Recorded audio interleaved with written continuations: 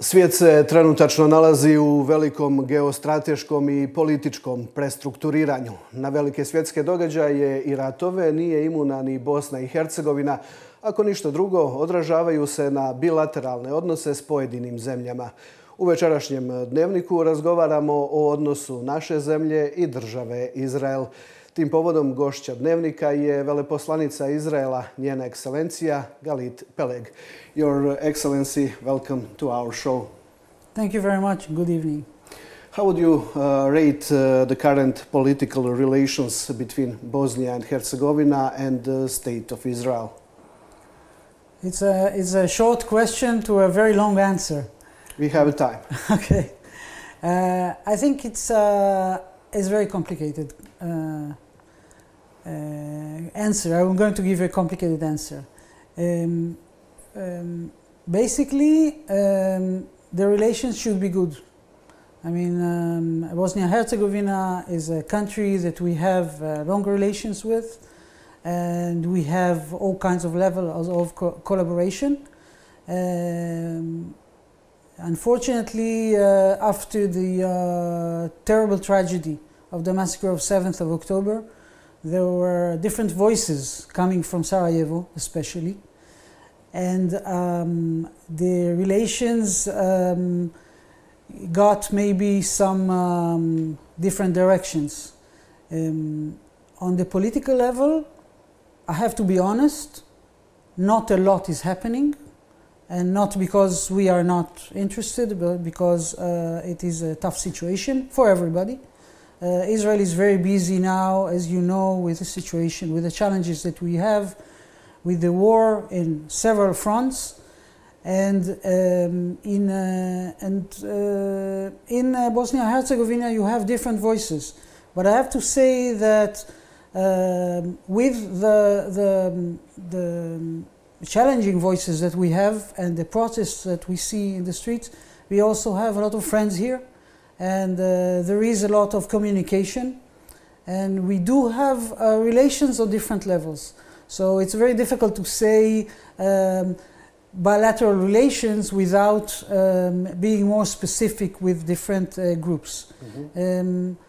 I would like to see better relations. I think we can have better relations. The most unfortunate thing that I see in our bilateral relations is that some politicians here in Bosnia-Herzegovina kind of used the tragedy that we have in our region for internal political reasons, and then Israel became a very significant topic that is discussed here. Mm-hmm. I hope that the war will come to an end soon, and also the relations will go back on track, because I believe that we have a lot to contribute to each other in our bilateral relations. To what extent was the cancellation of the European Conference of Rabbis that was supposed to be held in Sarajevo in June this year, after the avalanche that Federal Minister Adnan Delic instigated with his letter, affected the progress of relations between Bosnia and Herzegovina and the State of Israel?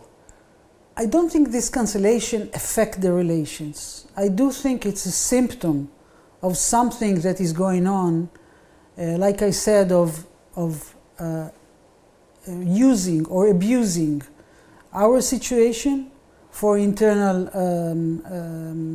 purposes. This conference of rabbis of Europe has nothing to do with Israel. It's not an Israeli organization.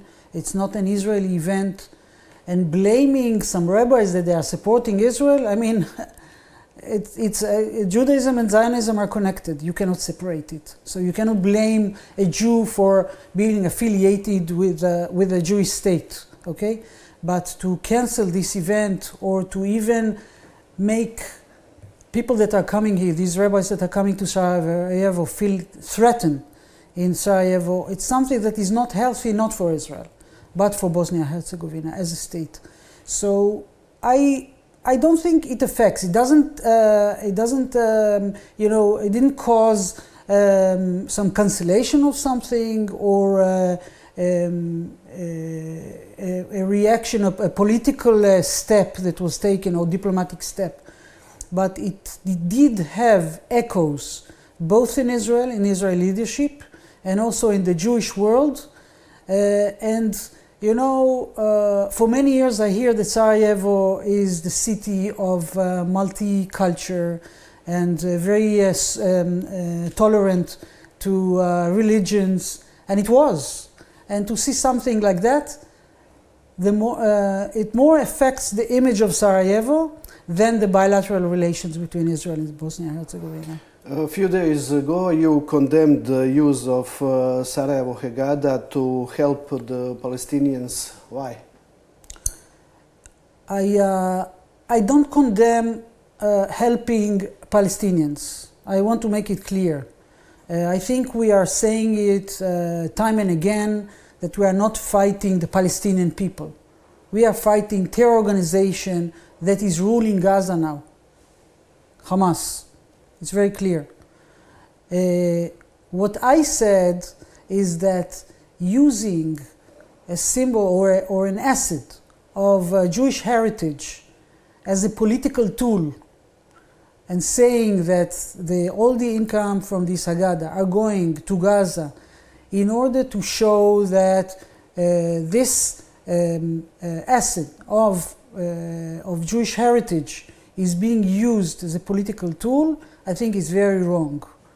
I was just thinking, in Israel we have many Muslim citizens, but also we have history in the land of Israel from different times, also from the Islamic, from the Ottoman time.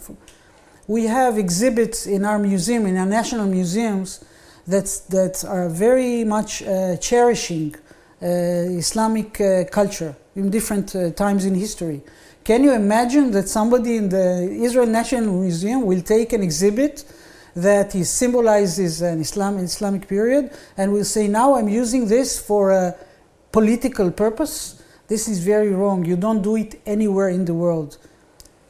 Cultural and religious heritage is something that must be kept in the culture of a nation, not to be abused and not to be used as a political tool. I think this statement, look, practically, I don't think that the incomes of the National Museum of Bosnia and Herzegovina from this Haggadah are really supporting the Palestinians. How much money they are getting from selling a replica of the Haggadah or visitors? I mean, let's be realistic.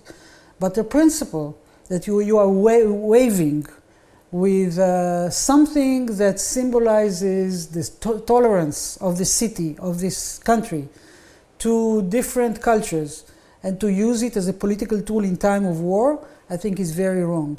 Now, what I was talking about, actually, I wasn't attacking just this. I gave it as an example of taking this conflict, taking this war, and instead of keeping the political criticism to politics, turning it into something that is against the Jewish heritage.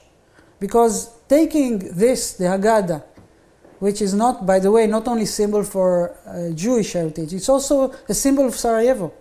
When you say the Sarajevo Haggadah, people know it only, not only Jews heard about it. When you take it and you use it in this way, you are doing harm to the image of Sarajevo and to Bosnia-Herzegovina as a national museum. And also, you're hurting this value of cherishing cultures of other civilizations. And this is very wrong.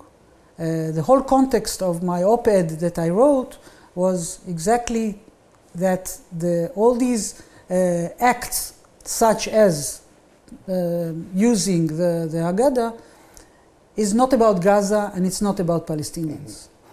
Bosnia and Herzegovina is a complex society. We have three nations that have three different attitudes to state of Israel and its politics. How aware are Israel and your citizens of this? I think we are very much aware. I think people know that the complexity of Bosnia and Herzegovina. I have to say that I started being ambassador here about 3 years ago. And in the first year, I met with everybody.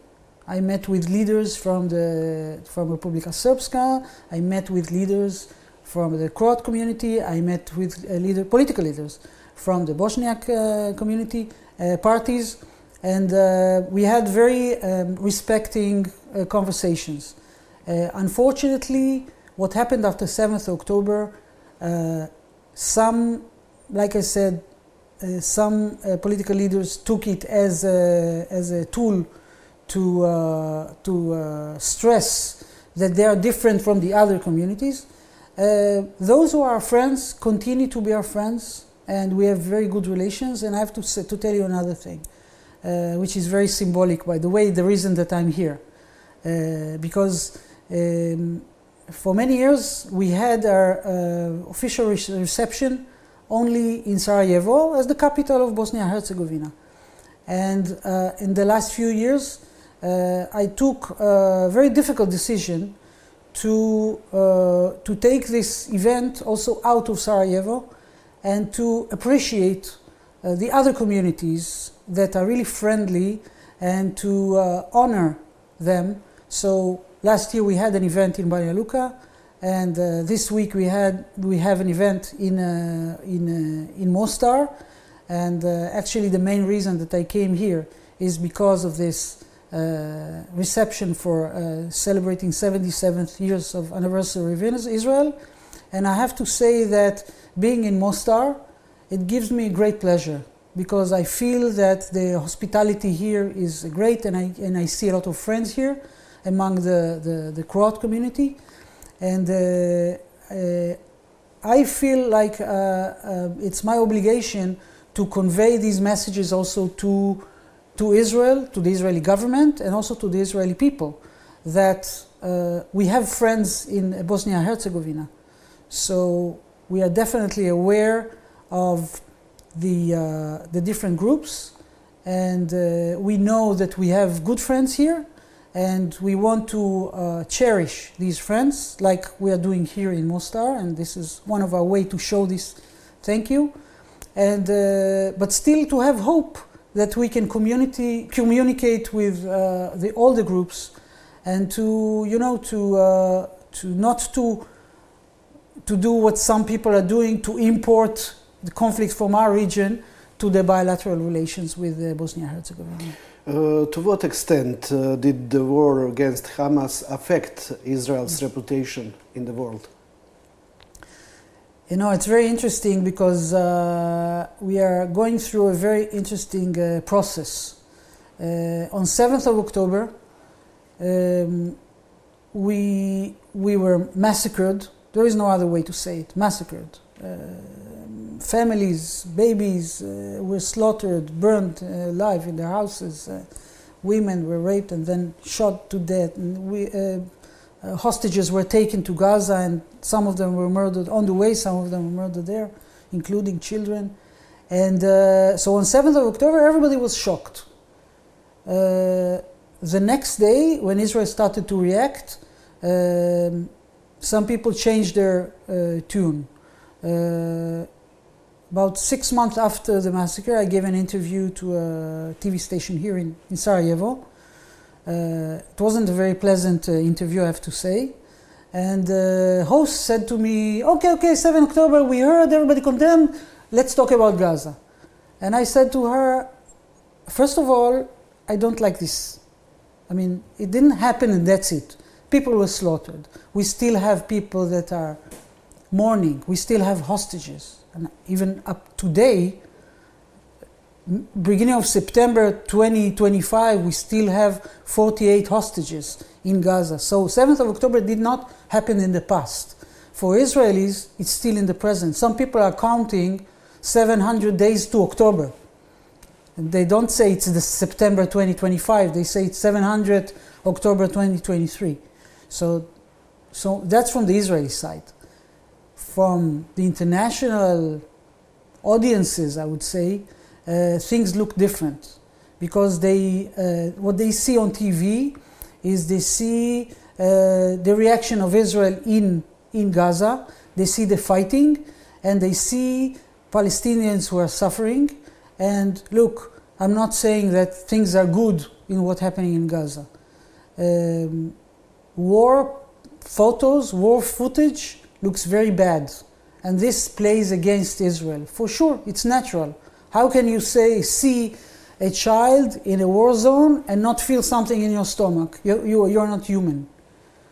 But what we are saying all the time, this war can end today. Today. We have only two conditions. First, release all hostages. We say to Hamas, and they are the ones that can release all hostages. And the second thing, we say that terror cannot control the people that are on our borders. So for the international community, when they see on TV, when they see from the news agencies, the pictures coming from Gaza, the feelings are very bad. And we are aware that the image of Israel is not good. Because being in a war, you never look good. But this is not a war that we want, and we don't want to continue it. Some people are telling me, the most important thing is ceasefire. We say, no, we don't want ceasefire. We want to end it. But to end it, people have to be home. When you see the footage that Hamas are releasing from time to time of the hostages, I don't know if you showed here on TV the footage of Eviatar David, who looks like a skeleton. And in the tunnels, Hamas are taking footage of him that he's been there for 700 days. He looks like a skeleton. He's digging his own grave. And he's talking to the camera and he says, all I want is to die. And you see that, you understand that to end this war, this guy and the other 47 additional have to be home. And this will end the war, and it's in their hands. So whether the image of Israel is good or bad, it doesn't change the fact that we have to reach this goal. And Hamas will not release the hostages as long as they feel that they have leverage. So the willing to end the war is totally from the Israeli side, no matter what we look like. But I'm telling you that we want to end this war. We want all the hostages home, and we want to waive the threat of terror from the Gazan side, because the leaders of Hamas, those who are still alive, they are not lying. They are saying it very, very loud. The minute we gather our forces together and we get the weapons and we build our strength again, we will repeat 7th October again. So what nation would agree to live under this threat? Our image is bad or good, or it doesn't matter. We know what our purpose here, and our purpose here is very, very sacred, I would say. It's a holy goal, to bring the hostages home and to waive the threat of terror on all the citizens of Israel. I have one more question. On Friday here in Mostar, there will be football match between Bosnia and Herzegovina and Israel. Will you watch it? What result do you predict? So I will tell you a secret, just between you and me, okay? I prefer basketball. I'm not I'm not a big football fan. But when it comes to representing Israel, I'm there. I'm totally supporting it. I'm very happy that we have, first of all, the possibility to host in Bosnia-Herzegovina, and especially in Mostar, this match. And I'm happy that I'm here, that I will be able to watch it. I do hope, and I believe that this is what will happen, that this match will be a sportive one. And the only fighting will be over the ball and over how many goals you score, and not something beyond it. I do hope that anti-Semitism will be at the gate outside the stadium and not inside. I really hope to see sports as sports, and I know that the players from both sides, what they want is to win, they want to score, and this is what I want to see. I do hope that Israel will win. We are winners, so it has to be also in football. Maybe here we have some different thought, but I believe in our boys, and I hope that they will win on the field, and we will win also in other dimensions in a way that it will bring not only peace. I mean, peace sometimes belongs to dreamers. That it will bring a quality of life for us, for our neighbors, for Bosnia-Herzegovina, for all the communities in Bosnia-Herzegovina. I really hope that everybody feel that this is the real win. Not this piece of land or this, but the win is that we can provide to our children a good life. Your Excellency, thank you for this conversation. Thank you very much. Poštovani gledatelji, evo došli smo do kraja još jednog izdanja Dnevnika Plus. Hvala vam na pozornosti. Ostanite uz naš program. Doviđenja.